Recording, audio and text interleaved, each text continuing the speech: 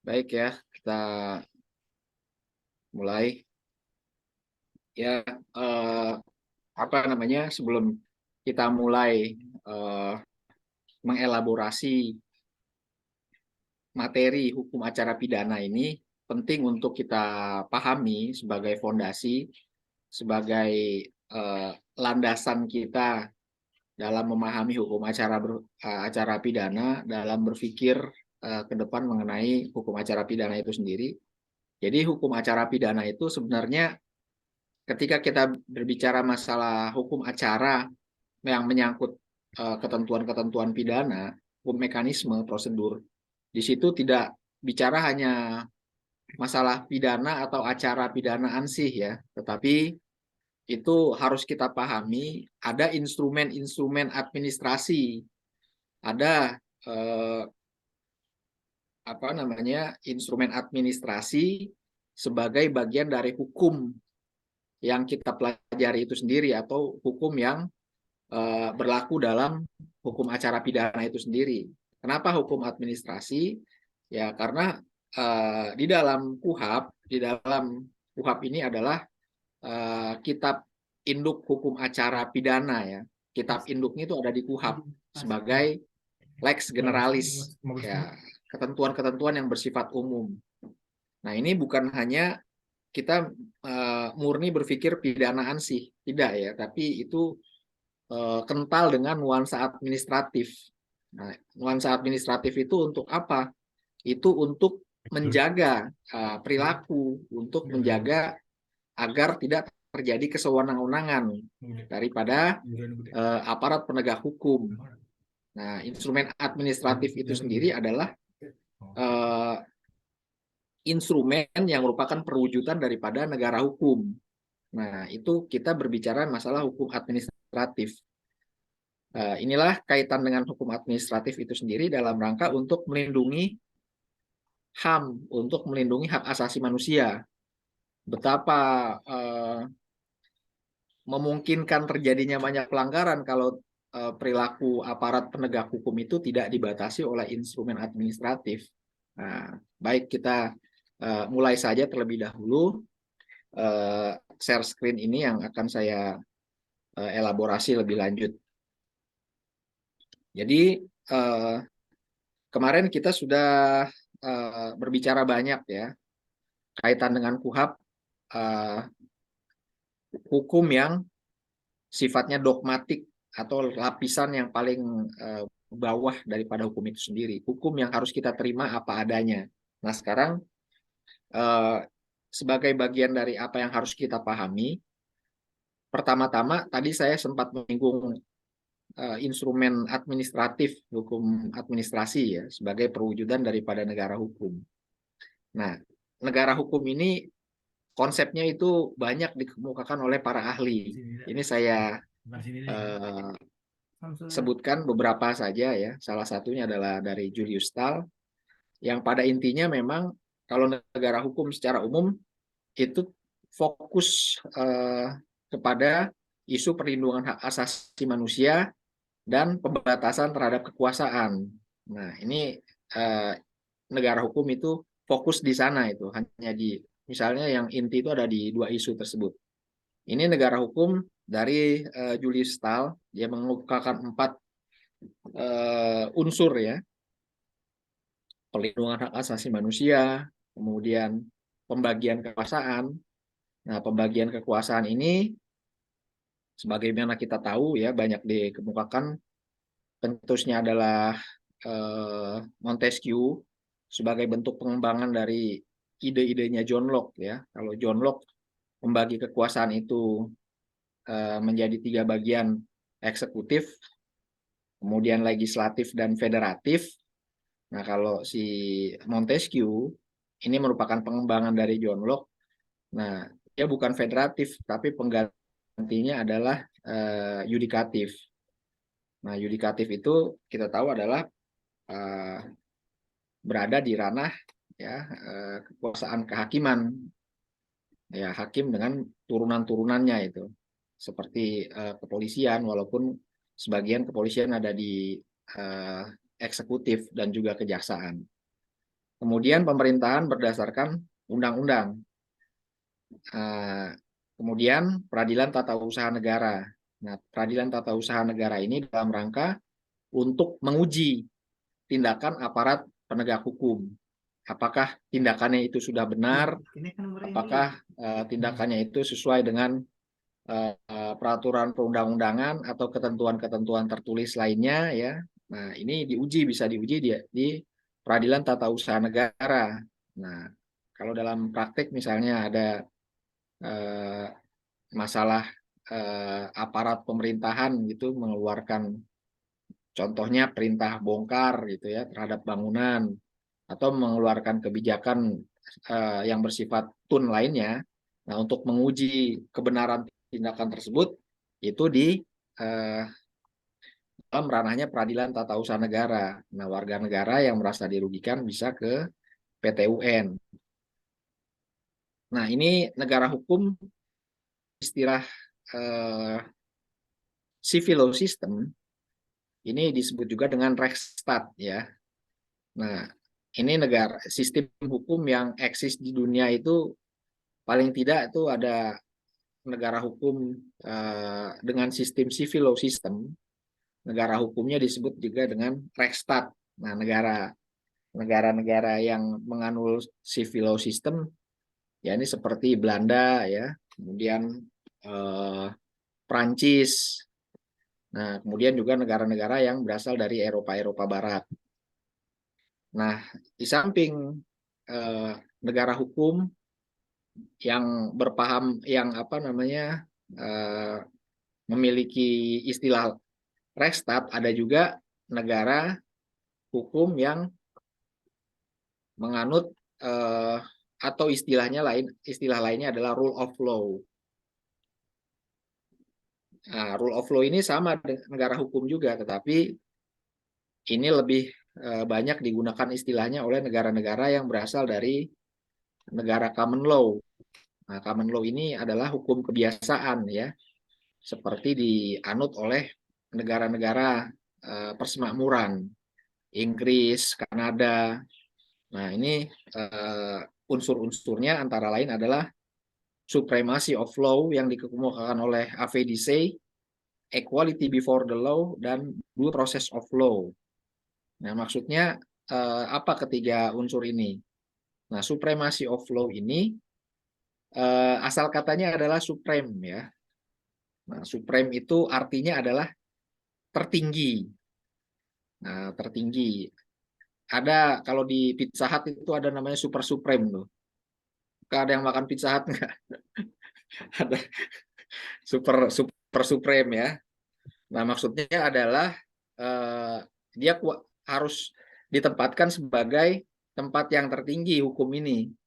Jadi bagaimanapun yang menjadi acuan itu harus hukum, bukannya politik, bukannya ekonomi, bukan apalagi kekuasaan. Nah, hukum itu harus ditempatkan di tempat yang tertinggi, yang harus kita hormati, yang harus dijunjung.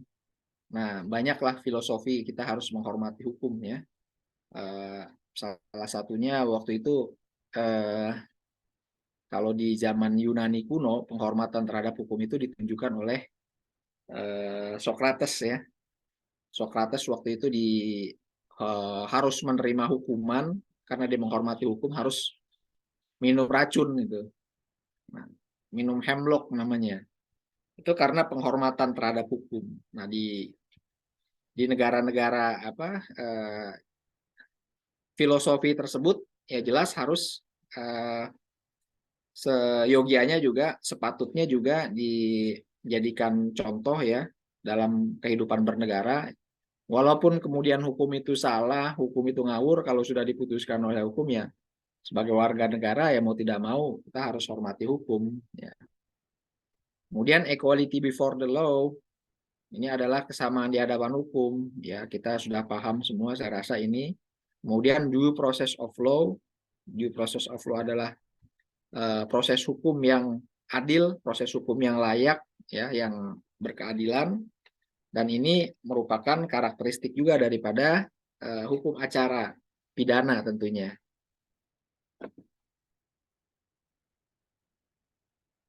Lalu kita singgung sedikit tentang negara hukum, itu harus beriring-iringan dengan negara demokrasi. Nah, itu pun di dalam konstitusi kita, pasal 1 ayat 2 ya, Undang-Undang Dasar 1945, itu berbunyi kedaulatan di tangan rakyat dan dilaksanakan menurut Undang-Undang Dasar. Nah, dilanjutkan dengan ayat ketiganya, negara Indonesia adalah negara hukum. Nah, maksudnya beriring-iringan negara hukum dan demokrasi ini adalah agar supaya hukum itu tetap bersifat demokratis, tidak melulu menggunakan kekuasaan semata-mata. Karena kalau hukum tidak diimbangi dengan demokrasi, yang terjadi adalah hanya cerminan daripada kekuasaan yang otoriter. Sebaliknya, negara demokrasi yang tanpa hukum, nah yang terjadi justru akan menjadi kacau balau gitu, kekisruhan. Nah, kita mungkin kalau kita acu ya sedikit sejarah filsuf Yunani kuno seperti Plato, kemudian Aristoteles termasuk juga, mereka itu tidak begitu cenderung ya dengan demokrasi. Nah, walaupun itu demokrasi itu pelajaran dari Yunani, tapi para filsuf itu lebih setuju atau lebih cenderung uh, negara itu dipimpin oleh kaum-kaum yang aristokrat gitu. Artinya mereka yang bisa memimpin ya, memiliki kemampuan. Nah, bukan semata-mata demokrasi gitu. Karena kalau orang yang tidak mampu memimpin, mereka kemudian memimpin suatu negara, analoginya adalah mereka memimpin tetapi karena hanya berdasarkan suara terbanyak tapi tidak memiliki kemampuan, itu akan menimbulkan apa namanya hal-hal yang tidak baik tentunya. Nah, sebagai contoh saja misalnya, kalau misalkan kita mau naik pesawat gitu ya, naik pesawat terbang. Nah, siapa yang menjadi pilotnya itu ditentukan berdasarkan suara terbanyak, itu kalian mau apa enggak tuh kira-kira? Contoh ya sebagai ilustrasi. Mau nggak begitu tuh kalau ditentukan berdasarkan apa Tidak demokrasi mau. pilotnya? Kalau saya nggak mau gitu. Nggak Nggak mau, mau. Dok. Nggak mau, Dok. Itu kan yang Kenapa? ya nggak mau. Gimana kalau yang kepilih cuma SIM-nya SIM A gitu kan, atau Nah, SIM iya itulah. Ya, jadi bukan sama. pandangan-pandangan demokrasi juga menurut para filsuf itu ada tidak baiknya ya. Maka itu negara hukum senantiasa diimbangi dengan negara demokrasi. Nah, ini saya lanjutkan.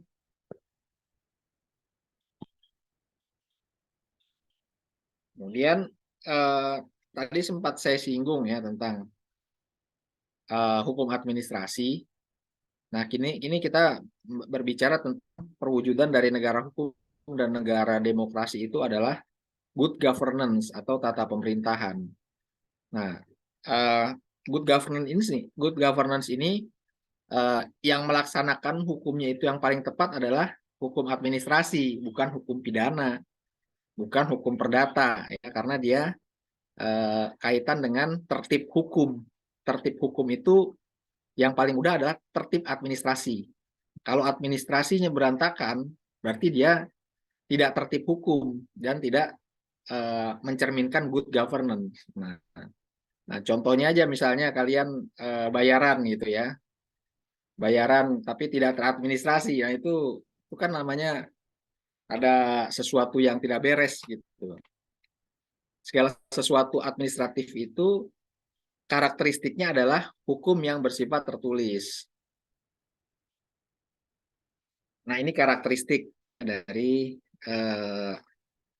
good governance menurut UNDP, United Development Program, di mana di situ ada partisipasi, ada rule of law, ada transparansi, ada responsiveness, kemudian ada consensus orientation, kemudian equity, effectiveness, and efficiency.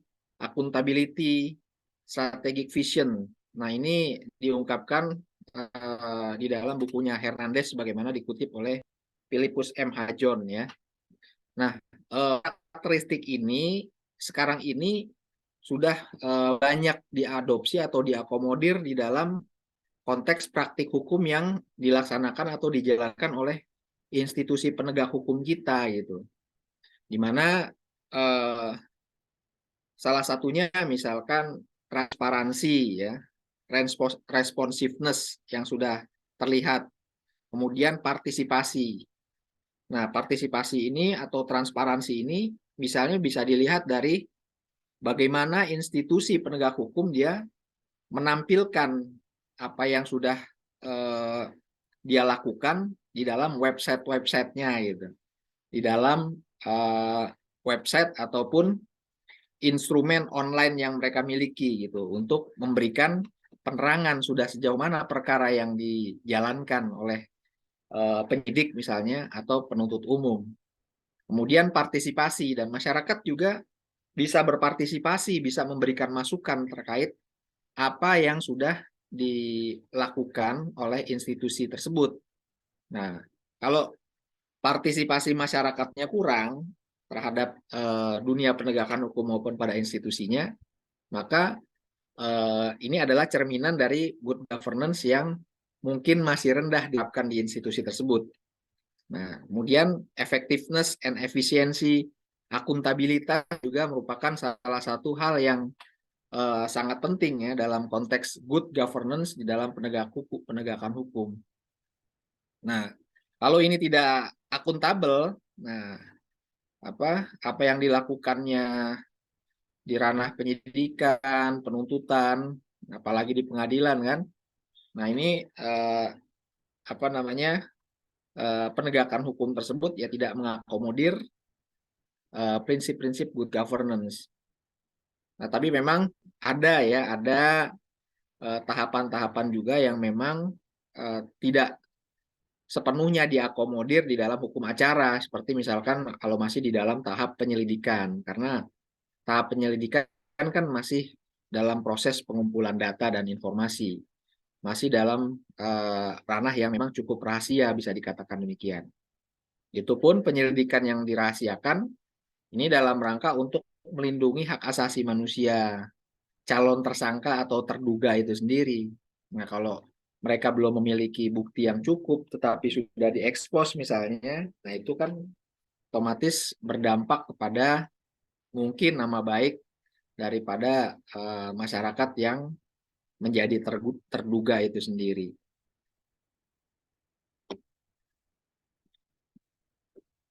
Kemudian karakteristik daripada hukum administrasi, dia menyandarkan kepada pengelolaan negara, secu, instansi, lembaga pada aspek administratif. Nah, administratif yang tadi saya sebutkan tadi bersifat tertulis. Kenapa dia harus tertulis? Harus jelas, karena ini harus jelas nih hukum acara ya. Kalau tidak tertulis, bisa dibayangkan liarnya penegakan hukum kita ini. Nah, tidak bisa dipertanggungjawabkan, tidak ada akuntabilitas ya. Akuntabilitas itu adalah pertanggungjawaban kepada publik. Nah, tindakan-tindakan administratif ini justru harus adalah untuk mengukur sejauh mana akuntabilitas daripada apa yang sudah atau yang akan dilakukan oleh aparat itu sendiri. Nah, bisa kita ilustrasikan misalnya ya, aparat penegak hukum yang melakukan suatu contohnya lah, contohnya di kepolisian ya, ketika dulu masih berlaku tilang ya, tilang secara bukan secara elektronik ya, tapi dulu ketika masyarakat seringkali mengeluh misalnya ditilang, tapi operasi yang dijalankan itu ya contohnya, nah, tidak ada surat perintahnya dari pihak yang bertanggung jawab di sana. Dalam hal ini adalah struktural pimpinan lembaga dimaksud. Kemudian melakukan razia misalnya. Nah, razia itu kalau tidak ada surat perintah tugasnya atau tidak ada instrumen-instrumen tertulis, arahan, juknis dan segala macamnya, kalau tidak didukung oleh instrumen administratif tersebut, maka yang ada ini akan banyak menimbulkan suatu kesewenang-wenangan. Nah, kita seringkali misalnya di jalan kalau misalkan di menemukan ada ya misalnya suatu razia, operasi segala macamnya itu harus setidak-tidaknya didukung oleh administratif, instrumen administratifnya, misalkan tertulis surat perintahnya jelas. Nah, ini adalah bentuk-bentuk akuntabilitas di institusi sendiri. Karena bagaimana mungkin dia berjalan sebagai seorang aparat tanpa mengindahkan instrumen administratif yang ada gitu. Nah, ini akan menjadi celah untuk terjadinya tindakan kesewenang-wenangan.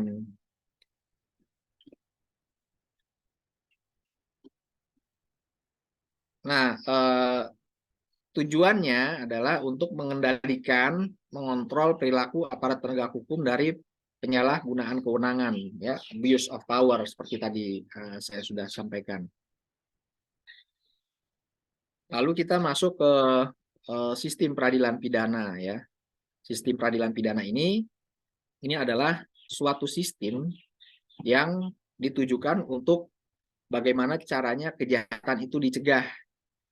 Kejahatan itu dicegah dan juga para pelakunya dihukum serta dia bisa menginsafi apa yang sudah dilakukannya itu sendiri. Misalkan kejahatan-kejahatannya, para pelaku kejahatan dihukum, kemudian kejahatannya bisa dicegah dan juga mereka yang telah menjadi penjahat ya, menjadi pelaku kejahatan, mereka bisa insaf sadar setelah mereka menjalani masa hukuman ya di lembaga pemasyarakatan.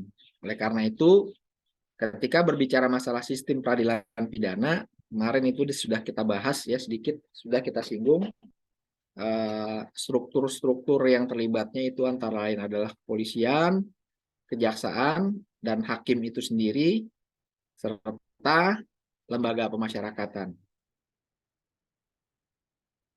Nah, cantelannya mana dasar hukum dari sistem peradilan pidana? Nah, kita awali terlebih dahulu ya dari konstitusi. Dalam hal ini adalah pasal 24 Undang-Undang Dasar Negara Republik Indonesia tahun 1945. Di mana pasal 1 ya, kekuasaan kehakiman merupakan kekuasaan yang merdeka untuk menyelenggarakan peradilan guna menegakkan hukum dan keadilan. Lalu kekuasaan kehakiman dilakukan oleh sebuah Mahkamah Agung dan badan peradilan yang di bawahnya dalam lingkungan peradilan umum, lingkungan peradilan agama, lingkungan peradilan militer, lingkungan peradilan tata usaha negara, dan oleh sebuah MK. Kemudian badan-badan lain yang fungsinya berkaitan dengan kekuasaan kehakiman diatur di dalam undang-undang. Nah, pasal 2 ini bisa kita abaikan terkecuali yang di dalam lingkup peradilan umum ya. Dalam hal ini adalah berlaku Kitab Undang-Undang Hukum Acara Pidana. Nah, sebagai titik tolak daripada ketentuan selanjutnya, ya, berpangkal tolak dari pasal 24 Undang-Undang Dasar 1945 ini, kemudian ada turunannya lagi dalam bentuk undang-undang yang lebih konkret dalam hal ini adalah Undang-Undang Kekuasaan Kehakiman. Nah, kita lihat badan-badan yang terkait dimaksud dalam pasal 3 tadi, ya, lebih lanjut ditegaskan di dalam Undang-Undang 48 tahun 2009 tentang kekuasaan kehakiman. Di dalam pasal 38 ayat 2 Undang-Undang nomor 48 tahun 2009, judul Undang-Undang nomor 14 tahun 1970. Nah, dalam Undang-Undang nomor 48 disebutkan ya, badan-badan yang terkait dengan kekuasaan kehakiman itu tidak disebutkan institusinya, tetapi disebutkannya hanya kaitannya dengan tugas mereka, yakni penyelidikan, penyidikan, tentu saja penyelidikan dan penyidikan tindak pidana umum dilakukan oleh polisi. Sementara untuk pidana khusus atau pidana tertentu ya bisa dilakukan oleh jaksa, ya. Kemudian juga ada pegawai negeri sipil, penyidik pegawai negeri sipil, sementara penuntutan oleh jaksa, dan advokat itu sendiri dia berfungsi sebagai pemberi jasa hukum. Nah, ini di dalam 38 ayat 2 Undang-Undang 48 2009 disebutkan tugasnya saja gitu, bukan institusinya. Dan ini merupakan penyempurnaan dari Undang-Undang Nomor 14 tahun 1970, kekuasaan kehakiman, yang tidak secara implisit menyebutkan secara eksplisit ya badan-badan yang terkait dengan kekuasaan kehakiman itu sendiri. Baik, saya lanjutkan kepada hal-hal yang lebih teknis kaitannya dengan hukum acara.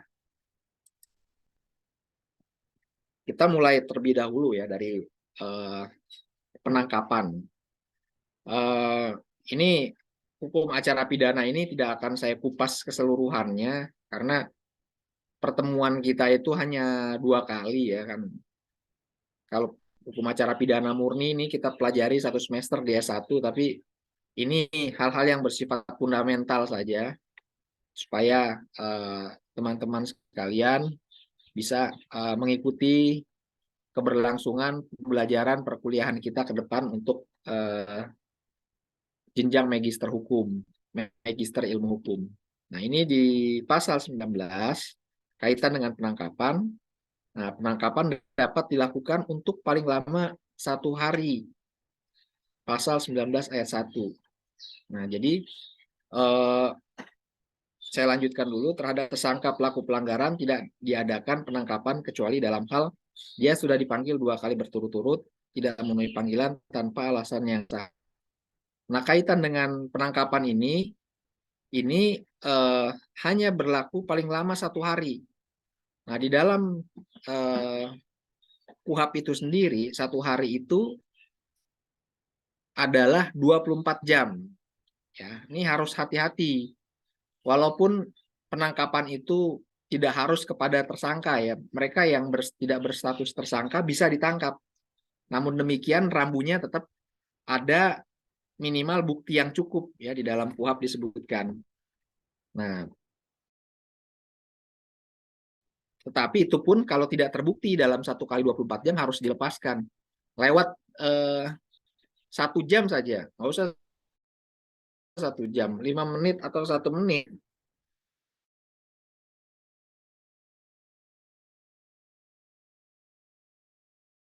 sudah melanggar hak administratif, karena ini untuk melindungi hak asasi manusia. Nah, bukan hanya mungkin 1 detik, mungkin terlalu inilah, 1 menit saja dia lewat dari 1 jam. Kalau tidak segera dilepaskan, artinya penegak hukum sudah melakukan pelanggaran HAM terhadap si calon tersangka atau masyarakat yang memang tidak terbukti melakukan tindak pidana itu. Jadi harus benar-benar harus strict. Kemudian beralih ke penahanan ya. Penahanan ini adalah tahapannya lebih tinggi daripada penangkapan. Nah, kalau penangkapan tadi bisa dilakukan pada pihak lain yang memang belum tersangka, nah kalau penahanan ini harus tersangka terlebih dahulu. Nah, penahanan ini bisa dilakukan oleh penyidik atau penyidik pembantu atas perintah penyidik. Ya, itu pun harus ada surat delegasi atau surat tertulis ya, bersifat tertulis untuk melakukan penahanan kepada pihak tersangka. Kemudian untuk kepentingan penuntutan, penuntut umum berwenang melakukan penahanan 20 hari. Nah, ini belum waktunya dulu ya, ini masih institusinya terlebih dahulu. ada 3, pertama penyidik, kemudian penuntut umum, jaksa tentu saja kalau kita dengan tindak pidana umum maupun tindak pidana khusus yang dilakukan oleh kepolisian atau kejaksaan. Kemudian untuk kepentingan pemeriksaan hakim di sidang pengadilan, dengan penetapannya hakim juga berwenang melakukan penahanan. Nah, ini bisa dirujuk pasal 20. Kita beralih ke masa penahanan. Nah, masa penahanan oleh penyidik, penahanan diberikan selama 20 hari. Nah, kemudian jangka waktu tersebut kalau sudah 20 hari belum selesai penyidikannya dan penyidik ingin melakukan perpanjangan penahanan, maka perpanjangan penahanan tersebut ya dapat diperpanjang oleh penuntut umum selama 40 hari.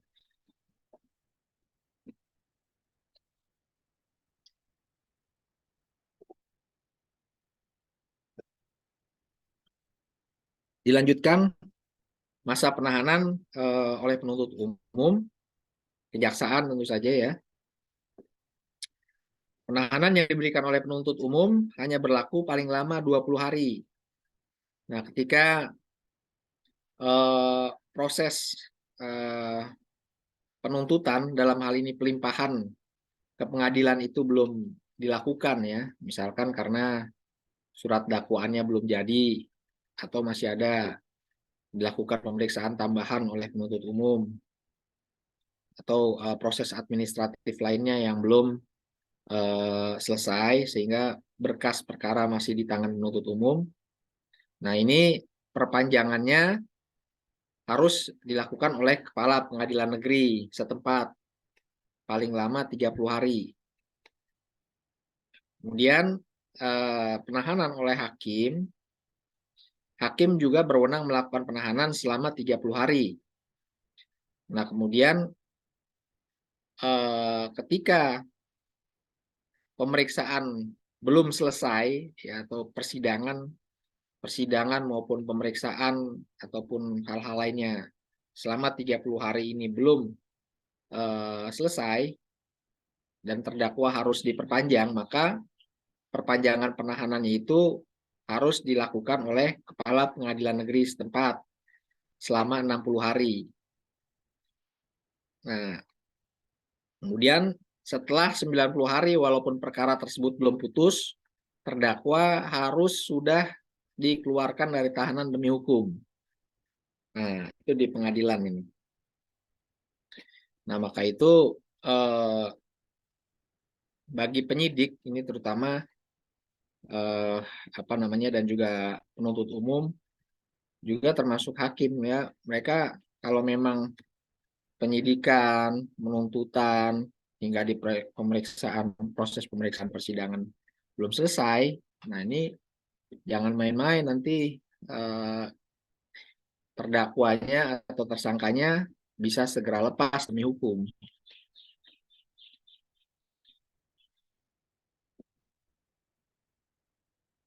Lalu masih di masa penahanan, ya di tingkat pengadilan tinggi, untuk kepentingan pemeriksaan tingkat banding, hakim tinggi berwenang menahan 30 hari.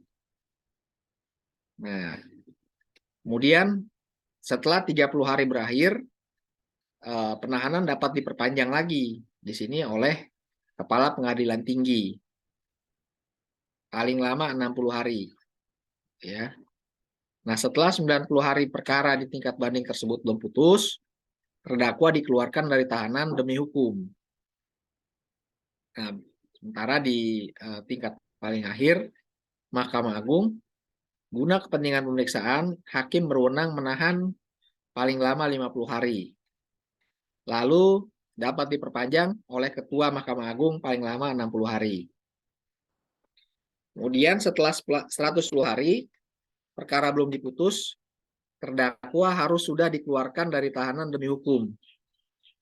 Nah, jadi dari mulai penyidikan, penuntutan, kemudian hakim di pengadilan negeri, pengadilan tinggi, hingga Mahkamah Agung, terdakwa ini total penahanannya yang bisa dilakukan dari tingkat penyidikan hingga ke Mahkamah Agung itu adalah selama 400 hari, ya. Lalu misalkan hingga sampai tahap ke Mahkamah Agung. Kalau sudah tahap sama Mahkamah Agung, dia lebih dari 400 hari, dia harus harus dikeluarkan demi hukum, ya. Totalnya itu adalah 400 hari. Ini untuk tindak pidana umum yang diatur oleh KUHP, ya, yang merupakan ketentuan tertulis. Berbeda lagi nanti dengan tahanan-tahanan teroris, karena dia ada hukum acaranya tersendiri. Dalam hal ini berlaku lex specialis. Nah, maksudnya apa ini di ranah penyidikan oleh penyidik selama 20 hari, kemudian perpanjangannya kok oleh penuntut umum, ya. Kemudian juga begitu nih, di penuntut umum, fasenya ketika masuk penuntutan, perpanjangannya dilakukan oleh KPN, ya, dapat diperpanjang oleh kepala pengadilan negeri setempat. Lalu juga hakim pengadilan negeri setempat juga begitu, nanti setelah dia memiliki kewenangan untuk menahan 30 hari, yang memperpanjang lagi KPN-nya hingga pada level atau tingkatan hakim tinggi. Nah, hakim tinggi si penangan perkara yang menangani perkara tersebut, yang memperpanjang bukan lagi hakimnya tersebut, tapi juga kepala pengadilan tingginya. Nah, sampai tingkat Mahkamah Agung. Maksudnya apa? Ini adalah filosofinya agar terkait dengan penahanan tersebut, masing-masing dapat melakukan fungsi kontrol, ada kontrolnya, ya. Jadi penyidik yang perpanjang penuntut umum yang perpanjang lagi adalah nanti kepala pengadilan negeri. Begitu pula dengan hakim PN yang menangani berkasnya, perpanjangannya nanti yang melakukan bukan hakim yang menangani perkara itu sendiri, tetapi oleh kepala pengadilan negerinya. Nah, begitupun dengan di pengadilan tinggi. Jadi itulah sistem, itulah peradilan pidana, agar satu sama lainnya itu saling ada upaya kontrol yang bersifat administratif. Nah, kalau dia perpanjang sendiri kan tidak ada kontrol tentunya, kan.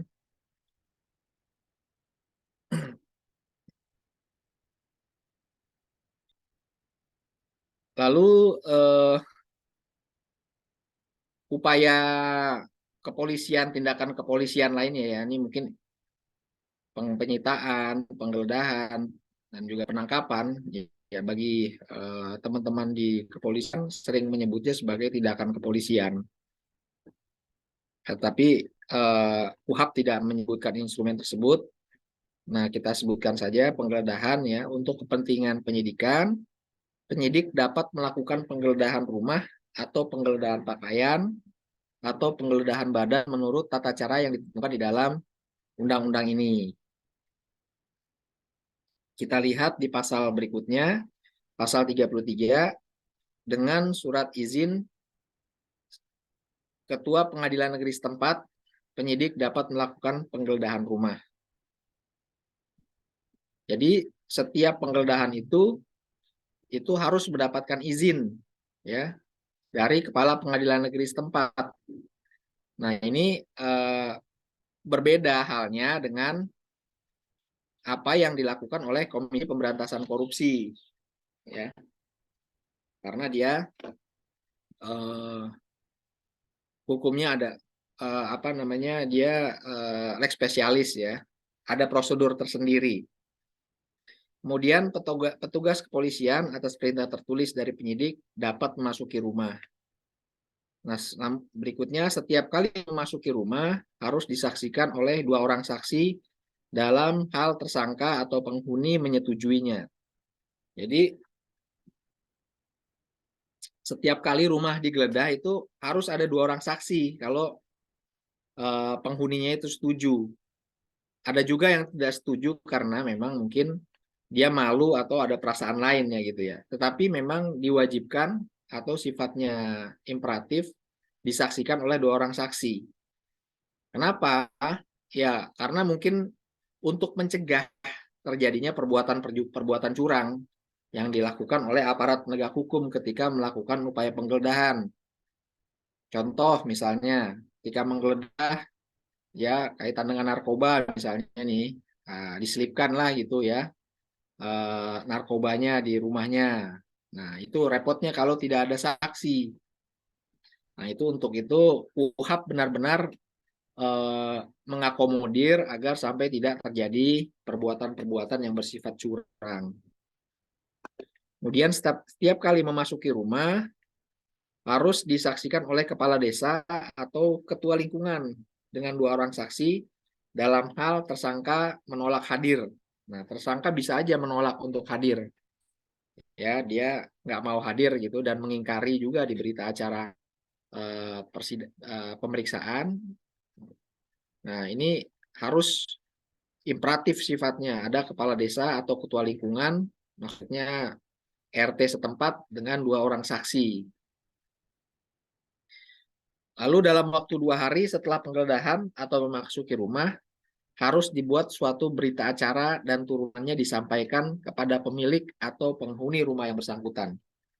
Nah, jadi ketika sudah selesai dilakukan penggeledahan, harus nih ada berita acara dibuat dan turunannya disampaikan kepada pemilik. Kalau tidak, ini imperatif ya sifatnya, karena ini merupakan hak daripada pemilik rumah yang digeledah tersebut. Nah, karena untuk apa? Barangkali untuk kepentingan pembelaan kalau memang pemiliknya itu adalah pihak tersangka, ataupun untuk kepentingan-kepentingan hukum lainnya. Namun seringkali memang kaitan dengan berita acara dan turunannya ini ya masih memang menjadi hal yang barangkali di dalam praktik seringkali ya tidak disampaikan juga kepada pemilik karena mungkin alasan-alasan yang sifatnya teknis lah.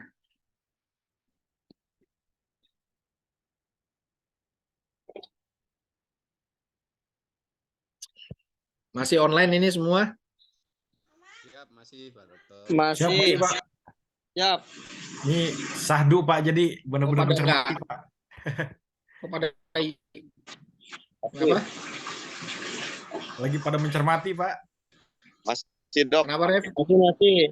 Jadi kalau videonya dimunculin sinyalnya depan Dok.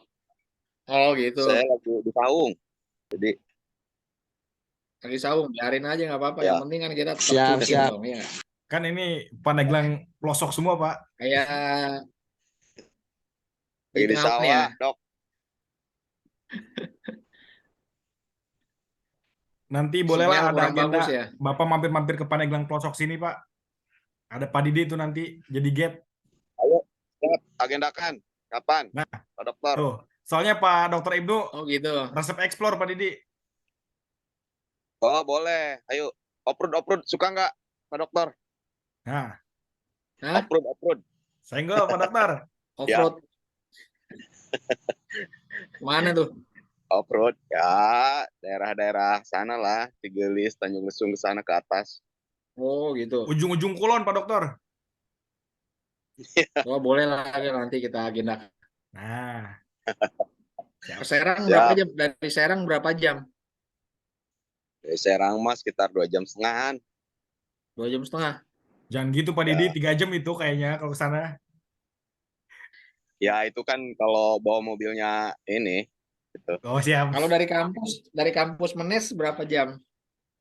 Nah kalau dari kampus Menes mah ya sekitar 1 jam, 1,5 jam lah. Wah perjuangan juga ke kampus Serang ya. Pak Didi terlambat jadi ini sama jalan rusak gitu. Jadi 4 jam lah. Itu karena sekarang jalannya terus ya itu jadi bertambah. Itu kalau jalannya normal ya sekitar 2,5 jam. Oh, masuknya Kabupaten Jalannya- Pandeglang itu ya? Itu Hah? udah ke Australia Dok. Aborigin dong. Jangan Oh, gitu Pak berizin Ibnu, Pak Didi Zimbabwe. kesinggung gitu kalau Bapak kabupaten. Jalan rusak lagi. Kalau Pandeglang nggak ada jalan rusak, Dok.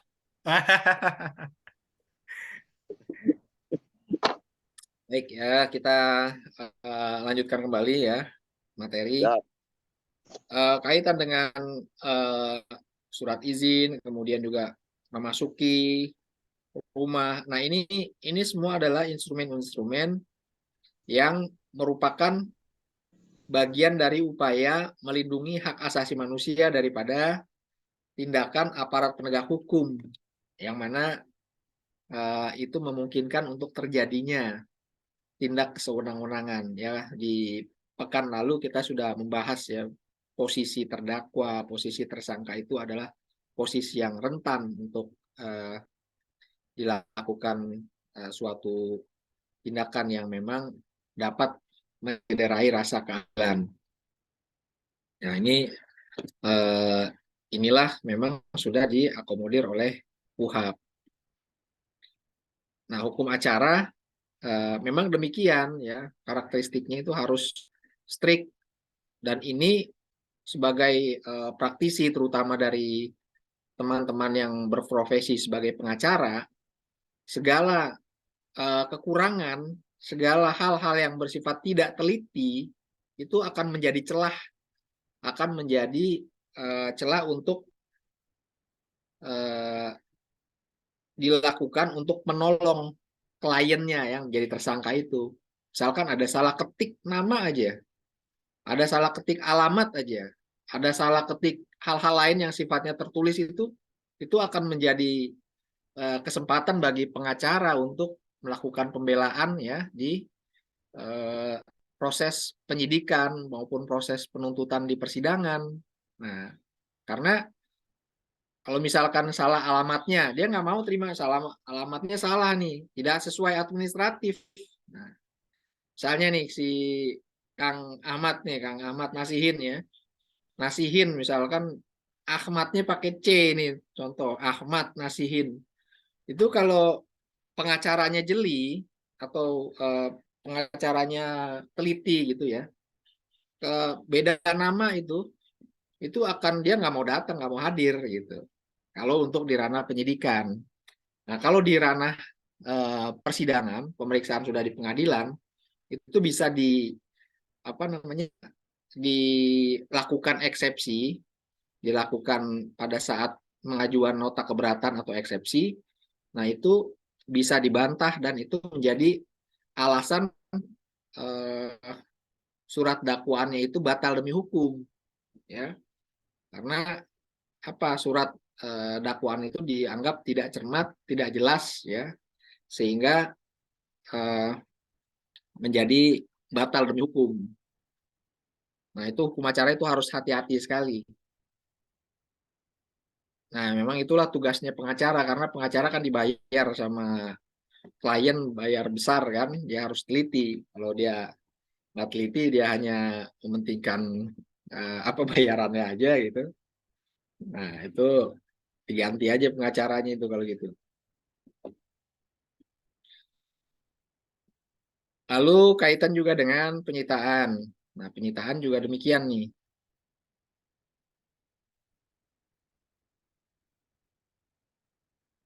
Penyitaan pasal 338 KUHP ya. Nah, penyitaan dapat dilakukan oleh penyidik dengan surat izin Ketua Pengadilan Negeri setempat. Kemudian dalam keadaan yang sangat perlu dan mendesak, bila mana penyidik harus segera bertindak dan tidak mungkin untuk mendapatkan surat izin terlebih dahulu, tanpa mengurangi ketentuan ayat 1, penyidik dapat melakukan penyitaan hanya atas benda bergerak. Dan untuk itu wajib segera melaporkan kepada KPN setempat guna memperoleh persetujuan. Nah, ini di dalam KUHP penjelasannya ya, pasal 38 ayat 2 ini disebutkan cukup jelas. Ya, penyidik dapat melakukan penyitaan hanya atas benda bergerak. Nah, kemudian frasa lainnya, bila mana penyidik harus segera bertindak dan tidak mungkin untuk mendapatkan surat izin terlebih dahulu. Ini juga di dalam penjelasan pasal 38 ayat 2 tertulis cukup jelas. Nah, padahal kan makna ya, arti daripada penafsiran yang dalam frasa misalnya tidak mungkin untuk mendapatkan surat izin terlebih dahulu atau kondisi mendesak. Nah, ini kan penafsirannya ini mungkin bisa beragam ya, bisa multitafsir mendesak apa gitu. Tapi di dalam penjelasan 38 ayat 2 ini cukup jelas. Namun demikian ada penafsiran daripada Mahkamah Konstitusi karena MK ini adalah lembaga yang berwenang untuk menafsirkan undang-undang. Nah, ini penafsiran pasal tersebut ya kaitannya dengan melakukan penyitaan atas benda bergerak. Tafsir pasal 38 ayat 2 itu dapat dilihat pada putusan K nomor 4 PUU tahun 2018 di mana salah satu alasan yang mendasar bahwa tindakan penyitaan terhadap benda tidak gerak mutlak harus ada persetujuan izin KPN karena gerak ada hak-hak melekat keperdataan.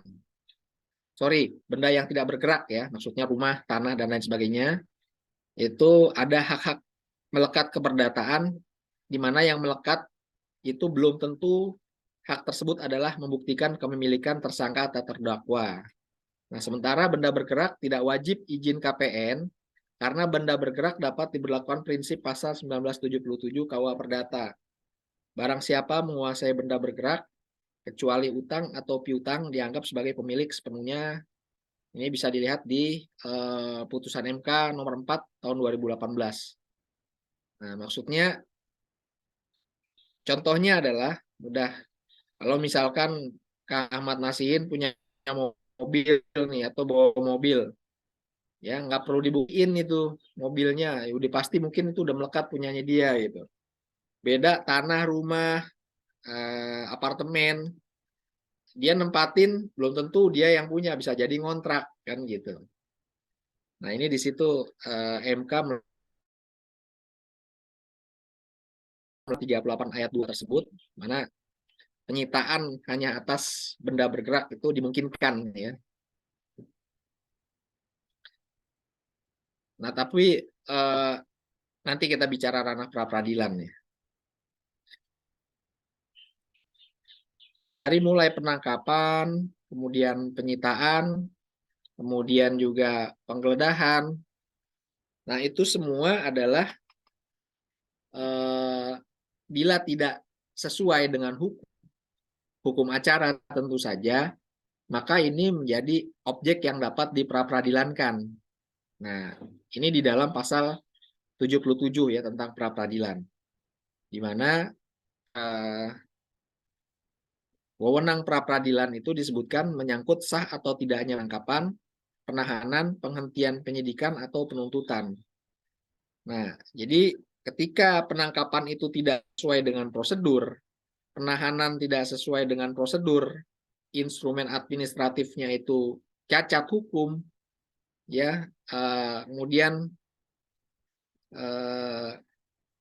penghentian penyidikan atau penuntutan. Nah, kalau yang penghentian penyidikan atau penuntutan ini yang melakukan bukan pihak tersangka ya.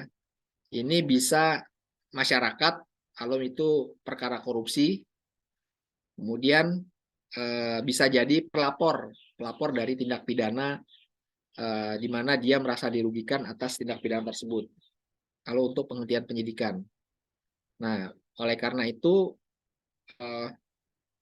seyogianya atau sepatutnya ketika melakukan penangkapan, penahanan, ini harus firm semuanya. Instrumen administratifnya, nama tidak boleh salah, dan penangkapan itu memang sudah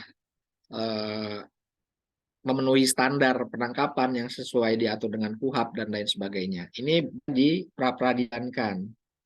Kemudian wewenang atau objeknya lainnya adalah ganti kerugian atau rehabilitasi. Sebelum adanya putusan Mahkamah Konstitusi nomor 21 tahun 2014, hanya di ranah ini aja nih pasal 77 ini.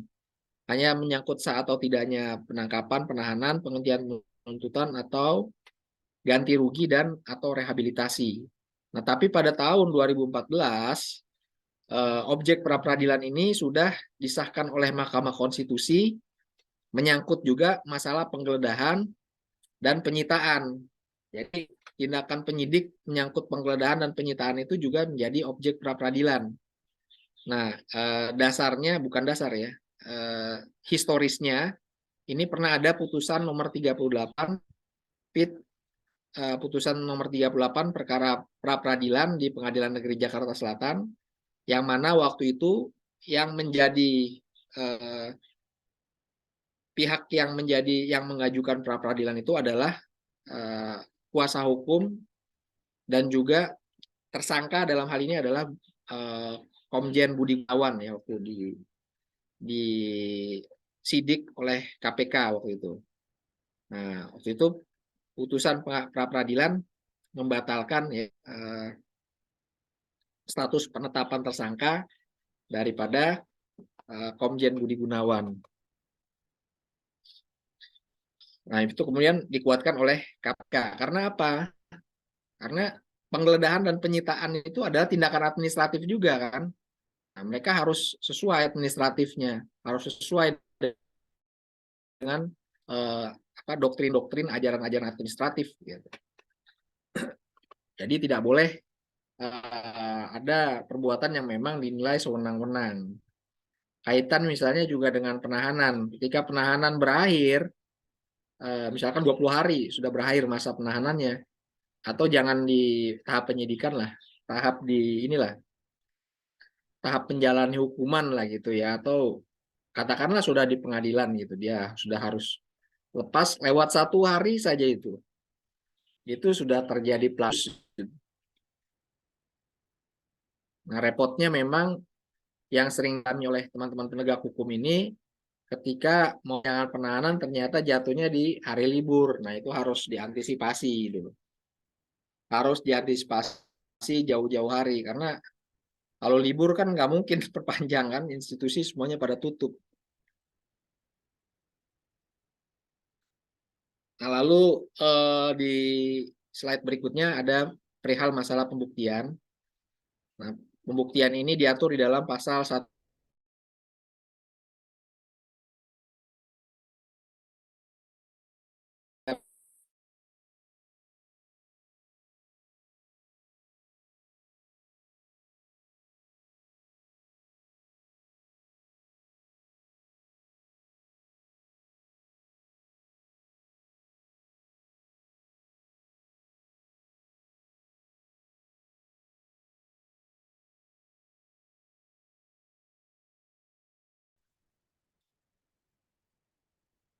Kemudian alat bukti. Nah, ini perlu dipahami, alat bukti itu di dalam 184 KUHP ada 4 ya, keterangan saksi, ada 5, keterangan saksi, keterangan ahli, surat, petunjuk, keterangan terdakwa. Nah, nomenklatur alat bukti berbeda dengan barang bukti ya. Nah, barang bukti itu sabu, kemudian alat yang dilakukan untuk melakukan kejahatan, pisau, pistol, segala macam, itu nomenklaturnya bukan alat bukti berdasarkan 184, tapi itu bisa jadi petunjuk ya. Nah, ini petunjuk nih. Sabu-sabu ini adalah salah satu petunjuk bahwa telah terjadi penyalahgunaan narkotika, misalnya kalau untuk narkotika, ini jadi bukti petunjuk. Nah, minimal harus ada 2 alat bukti. Kalau satu saksi saja, keterangan saksi misalnya ini unus testis, nullus testis, satu saksi bukan saksi, dia belum jadi alat bukti satu nih, keterangan saksi. Nah, kemarin kasusnya Verdi Sambo itu agak kesulitan karena si Richard ya hanya dijadikan hakim atau penegak hukum hanya mengandalkan satu keterangan saksi si Richard saja, tapi alhamdulillah lah itu ada dukungan daripada alat bukti yang lain berupa petunjuk ya, sehingga firm ada minimal 2 alat bukti. Nah, demikian yang dapat saya sampaikan dalam perkuliahan matrikulasi kali ini. Jika memang ada hal yang ingin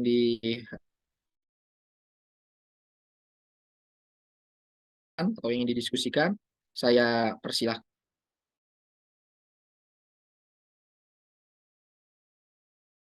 Yang ingin ditanyakan, saya persilahkan.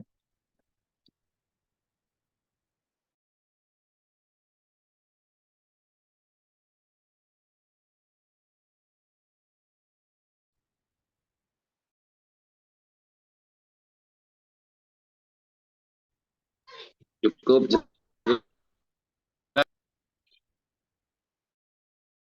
Jelas ya? Apa kita cukupkan?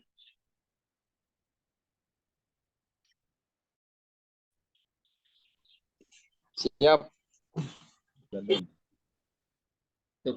Siap, Pak Cukup. Dokter. Kayaknya udah pengen buru-buru saya nih.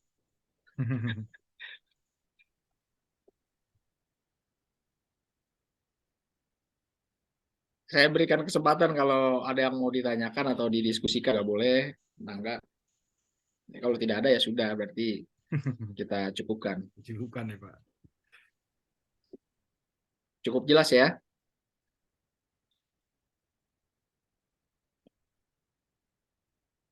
Jelas Pak Dokter. Baiklah, kalau memang sudah cukup jelas, semoga apa yang disampaikan ini bisa menambah wawasan, bermanfaat dalam rangka melanjutkan keberlangsungan pembelajaran kita di semester berikutnya, bahkan terus kepada jenjang berikutnya.